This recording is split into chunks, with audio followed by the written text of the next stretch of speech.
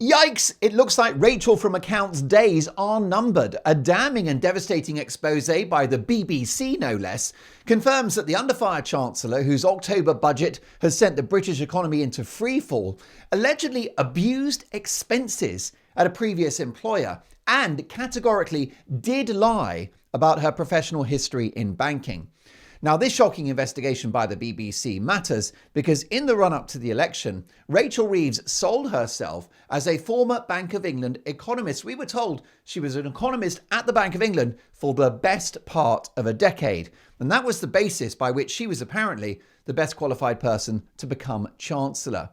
Now, this detailed probe makes the Chancellor's position completely untenable, and it's my view that the equally hopeless, dishonest and incompetent Sir Keir Starmer will have to fire his Chancellor after just 7 months in the job. To make matters worse for Rachel from Accounts, a nickname earned after revelations about her flimsy professional background, the BBC have revealed that the Chancellor was investigated over fiddled expenses whilst working at Halifax Bank of Scotland. The Chancellor and 2 other senior managers at the time spent hundreds of pounds on a company credit card designed for gifts to motivate other staff. Of course, now she's got access to the national credit card and she's having fun with that, isn't she? Now, the BBC can reveal that a whistleblower compiled a report in early 2009 saying that this huge credit card spending by Reeves, long before she became an MP, was excessive and judged to be highly inappropriate given that she splashed the cash on Christmas and birthday presents. The report alleges that Reeves and 2 other senior managers were using the bank's money to fund a lifestyle that involved dinners, events, taxis and gifts, including for each other. Well, we know that Rachel Reeves' affection for a freebie didn't end when she stopped being a banker, with the Chancellor having received thousands of pounds from millionaire Labour donor Lord Ali for fancy outfits and hospitality in the run-up to last year's general election. Of course, taking freebies from a donor may not be a great look, but no rules were broken. But this could be a very different story. Because here's the issue. Reeves' time at Halifax Bank of Scotland raises questions about her judgment and about her character. Receipts seen by the BBC show Rachel Reeves spent hundreds of pounds on handbags, perfume, earrings and wine for colleagues, including a gift for her own boss. How charming.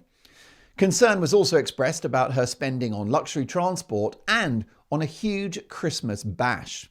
The BBC has reported that an initial independent investigation found the 3, including Reeves, appeared to have broken the rules.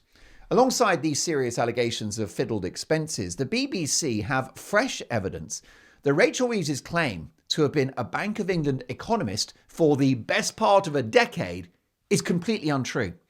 The Chancellor said on the LinkedIn website, where people network and publish their career history, that she'd worked at the Bank of England from September 2000 to December 2006, right? 2000 to 2006. But the BBC has discovered something far worse. She'd actually left by March 2006, not December, when she moved to start working for Halifax Bank of Scotland. So that figure on her CV on LinkedIn, published as a matter of public record, is out by 9 months.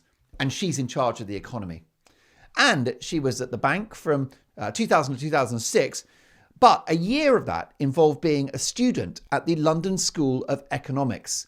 So that would be 4.5 years as an economist at the Bank of England. On what planet is 4.5 years the best part of a decade? It's not even half a decade. Now, I'm all for creative accounting, but this is taking the mick. However, it's unsurprising that 4.5 years should be characterised as the best part of a decade from a Chancellor who is currently growing the economy by shrinking it. More Orwellian doublespeak from this wicked government whose entire top team are woefully out of their depth. And fair play to the BBC for exposing the Labour lies. If this had been a report by a conservative-friendly newspaper like The Telegraph or The Times, it might have looked politically motivated.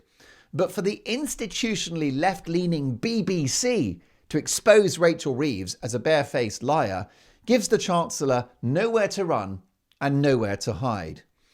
Now, the Chancellor has one of the most important jobs in government. She is the custodian of our economy and therefore our well-being, our way of life, our quality of life. And statements that she makes have international implications and are highly market sensitive. So how can international financiers, the bond markets, banks, lenders, or the general public believe a word this woman says ever again?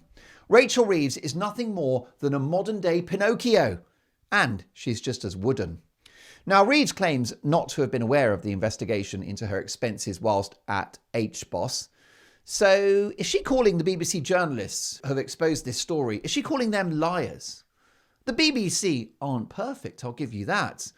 But that wouldn't strike me as a hill to die on, given the journalistic pedigree of our national state broadcaster. Now, Reeves' spokesman has said Rachel is proud of the work she did at HBOS and left the company in 2009 on good terms. Would that be the same good terms in which she left John Lewis or some other posh department store after one of her shopping sprees when she bought half the shop on someone else's money? Spending other people's money recklessly is a habit that she's kept going since entering number 11, and you and I are paying. Now, the BBC's outstanding political editor Chris Mason has weighed in, pointing out that Rachel Reeves has changed her LinkedIn CV yet again, having amended it last year after getting caught out. Last time they called it an administrative error, but it gets worse. Now, this LinkedIn account has had more rewrites than the latest Bond film. Poor old Rachel is shaken and stirred. It's not just the dates that she's changed. Having claimed to be an economist at Halifax Bank of Scotland, the entry was rewritten to describe her role as a manager in the customer relations department dealing with complaints. Well, I've got a few complaints about the worst Chancellor in 100 years. Her budget for growth in October has seen an attack on employers, enterprise, hard-working farmers, aspirational families with kids at private school, wealthy foreigners who give so much more than they take, and pensioners who have spent this winter shivering in their homes to pay for Rachel Reeves' surrender to the union barons, the train drivers, and the junior doctors.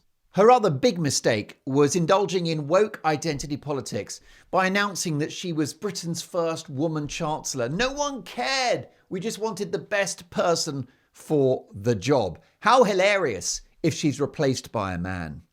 Now, the one thing you can say about Rachel Reeves, she is an economist, all right. An economist with the truth. Based on her provably dishonest character and her shocking performance in number 11, she's got to go. I'll pay for the leaving gift and the taxi home. Thank you so much for watching. For an ad-free experience of the show, longer unedited interviews and uncensored material too hot for YouTube, head over to my Substack at markdolan.com. Plus, I do regular live videos in which you can interact with me and message me directly, plus written journalism and so much more. Head to markdolan.com and I'll see you there.